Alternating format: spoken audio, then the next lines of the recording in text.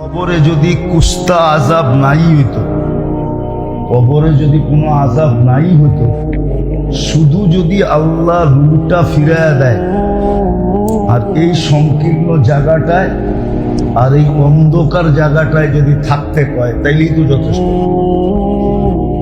কি বলেন? আর কোনো আযাব নাই দিল। যেমন দাউদ আলাইহিস সালাম বলছিলেন মালাকুল মউতকে দেখা যে কোনো আযাবের দরকার নাই, আপনার চেহারাটাই যথেষ্ট,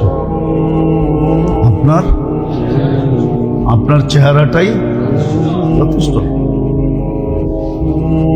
আপনার চেহারাটা এরকম ভয়ঙ্কর, আসল রূপটা এটা দেখলেই যথেষ্ট, এটা দেখলেই। কেননা দাউদ আলাইহিস সালাম নিজেই বেহুশ হয়ে গেছেন, এক নজরের পরে দুই নজর দেখতে পারেন না, বেহুশ হয়ে গেছে। ফাকাশিয়া দাউদ, উনি বেহুশ হয়ে গেছেন। মালাকুল মউত আল্লাহর কাছে বইলা ওনাকে হুশে আনছে, বলছে নাইলে কিয়ামত পর্যন্ত হুশে আসবে না। তো কবরের আযাব তো দরকার নাই। এই গুটগুটে অন্ধকার আর এই সংকীর্ণ জায়গাটায় যদি আপনার রুটা ফেরত দিয়া দেয় আর যদি আল্লাহ বলে এই অবস্থায় কিয়ামত পর্যন্ত থাক, তাইলেই তো যথেষ্ট, তাইলেই তো যথেষ্ট, তাইলেই যথেষ্ট। আমি ভুলে গেছি এক আল্লাহওয়ালার নাম, আগের যুগের বড় প্রসিদ্ধ আল্লাহওয়ালা ছিল। তো ওনার বাড়ির পাশেই এক ব্যক্তি থাকতো যে কবরস্থানের কবর খোদাই করত। তো কবরস্থানের কবর খোদাই করত। তো একদিন ওনার মনে উঠছে যে দেখি আমার বাড়ির পাশে যখন ওকে জিজ্ঞাসা করে দেখি ও যে কবর খোদাই করে এই পর্যন্ত কোনো আশ্চর্যজনক কাহিনী দেখছে কিনা। হয় না, আপনারা জানবেন না, যারা রাত দিন ড্রাইভ করে, গাড়ি চালায় যারা, এগরে বলে ডিস্ট্রিক্ট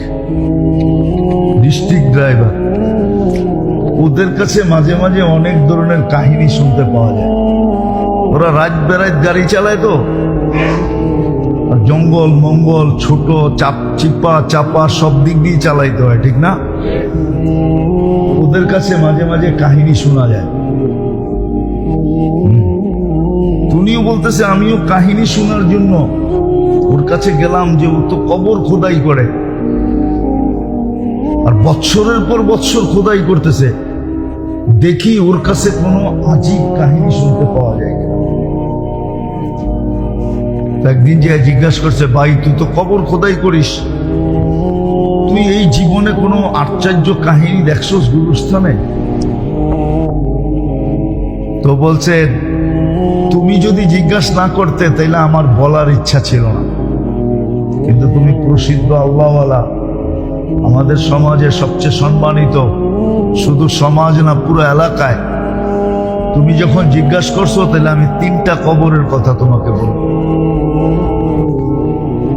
দেখবেন আজিমপুরে কিছু কবর রেডি থাকে, কি আগের থেকেই রেডি করে রাখে, যে লাশ এরকমও হইতে পারে কোনো লাশ হঠাৎ আসা পড়বে, খোদাই করতে করতে টাইম চলে যাবে।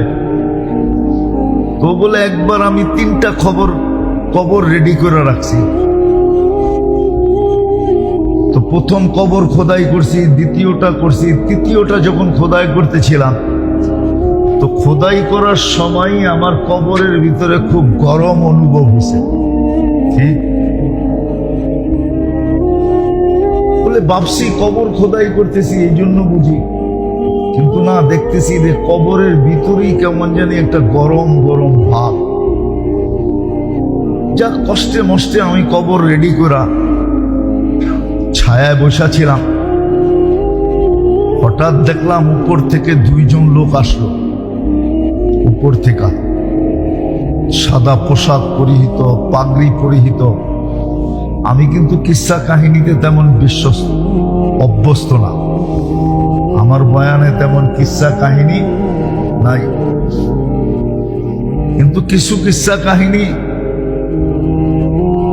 খুব কি বিশ্বস্ত দেখা বলতেছি। বলে দেখলাম দুইজন আসলো, প্রথম কবরের কাছে দাঁড়ায় একজন জিজ্ঞাসা করলো কি লিখবো, তো বলল যে চতুর্দিকে লেখো, চতুর্দিকে 12 মাইল, চতুর্দিকে 12 মাইল, এদিকেও 12 মাইল, এদিকেও 12 মাইল, এদিকেও 12 মাইল, এদিকেও 12 মাইল। বলে দ্বিতীয় কবরের কাছে আসলো, আচ্ছা বলল কি লিখবো, বলে যেই পর্যন্ত চোখের দৃষ্টিশক্তি যায় চতুর্দিকে। বলে ওই তৃতীয় কবরের কাছে আসলো, আচ্ছা বলবো কি লিখবো, তো আঙ্গুল দিয়া দেখাইলো 2 আঙ্গুলের মধ্যখানে যতটুকু ফাঁক, এতটুকু জায়গা লেখা, এতটুকু জায়গা। এই জন্য হাদিসে আছে কারো কারো কবর ডাইন দিক থেকেও চাপ দিবে, বাম দিক থেকেও চাপ দিয়া কাগজ বানায় দেবে, কাগজ। শুধু 2 দিক থেকে চাপ দিবে না, মাথার দিক থেকেও দিবে, পায়ের দিক থেকেও দিবে। বলে তারপরে 2 জন চলে গেল, আমি অপেক্ষায় ছিলাম যে কবর তো রেডি করছি, আমার কাছ থেকে কিনবে। বলে প্রথম লাশটা যখন আসলো, প্রথমটা আসলো, কবর দেখলো, আমার কাছ থেকে কবরটা নিয়ে নিল, কিন্তু ওইখানে লোকজন বেশি ছিল না, লোকজন বেশি ছিল না। খাট উঠানের 4 জন আর 1-2 জন লোক লগে ছিল।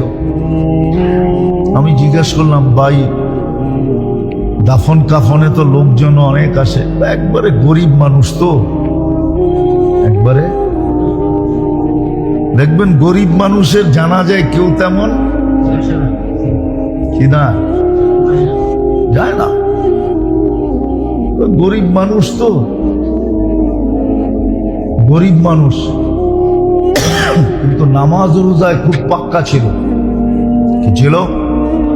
ওরাই বলতেছে দিনদারিতে খুব পাক্কা ছিল, কিন্তু সমাজের একবারে গরিব মানুষ তো, এই জন্য কেউ আসার প্রয়োজন মনে করে নাই, শুধু আত্মীয়